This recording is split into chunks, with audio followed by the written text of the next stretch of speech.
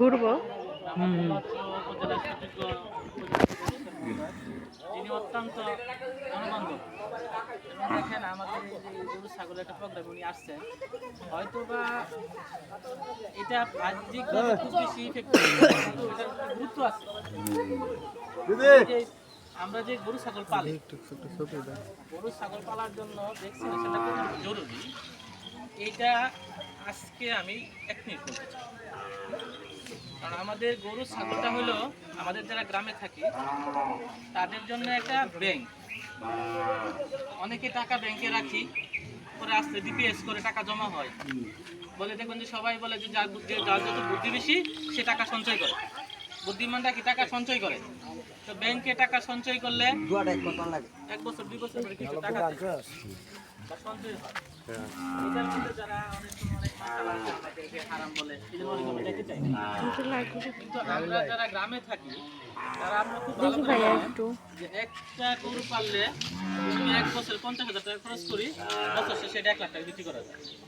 আর এক তো 50,000 টাকা আমি খরচ করলাম, মানে জমাইলাম আস্তে আস্তে, আর সাথে লাভ হলো 50,000 টাকা। এটা তার 1 বছর পরে একটা ব্যাংক হিসাবে সে আর এটা তো দেখেন অর্থনৈতিক অবস্থা। আর আমরা যারা গ্রামে থাকি, মফস্বল শহরে থাকি, তাদের সুস্থ থাকার জন্য প্রত্যেককে 2টা করে গরু পালা উচিত। এখন আমাদের ডায়াবেটিস বলে, প্রেশার হয়, বিভিন্ন ধরনের রোগ বালাই হচ্ছে। ডাক্তার বলে দৌড়াইতে হবে, হাঁটতে হবে, ব্যায়াম করতে হবে, আনপ্রোডাক্টিভ কাজে যেটা কোনো লাভ নাই। আচ্ছা, দৌড়ে কোনো লাভ হয়, হাটের লাভ হয়, কিন্তু একটা লোক যদি 2টা গরু পালে, সকালবেলা একটু পরিশ্রম করলো, গরু গোবর পরিষ্কার করলো, ঘরটা পরিষ্কার করলো, সে কিন্তু সুস্থ থাকলো, দিন শেষে তার একটা টাকা আসলো, মনটাও ভালো থাকবে।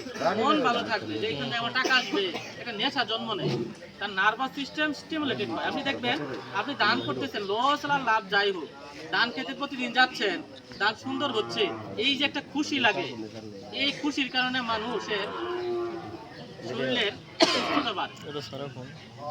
আসলে আমি যেটা বলি, আমাদের যে গরু পালি, গরু পালার দেখা যায় আমাদের গরুগুলাই যেমন হঠাৎ করে পেট ফুলে মারা যায়, এরপরে যে বাইতে যায়, আপনারা যেটা বলেন বাতনা হয়, পুরা রোগ হয়, প্রচুর ক্ষতি হয়, ছোট বাচ্চাগুলো মারা যায়। যদি আমরা এই ভ্যাকসিনগুলো দিয়ে রাখি, যে পেট ফুলে মরে যায় হঠাৎ করে, এটা হলো রোগ হলে অ্যানথ্রাক্স বলে, পেট ফোলা রোগ। এটা কোন চিকিৎসা করার সুযোগ দেয় না, পেট ফুলে মরে যাচ্ছে। হ্যাঁ, অল্প সময় এমন আছে যে খেতে সকালবেলা নাড়ে দিয়ে আসছে, ওইখানে ঘাস খাইছে, ওইখানেই মরে গেছে। এবং এই অ্যানথ্রাক্স মজার বিষয়, এখন তো অ্যানথ্রাক্স খুবই কম, এই সিরাজগঞ্জ বগুড়ার দিকে এই অ্যানথ্রাক্স কিন্তু মানুষে চলে আসে, মানুষের ফুসফুসে হয়, মানুষের ত্বকে হয়। ইভেন কি অ্যানথ্রাক্স একটা জীবাণু অস্ত্র, এটা একটা জীবাণু অস্ত্র। এটা যদি মানুষের মধ্যে ছড়াই দেওয়া যায়, অস্ত্রটা মানুষ মারা যাবে। এটা যদি একটা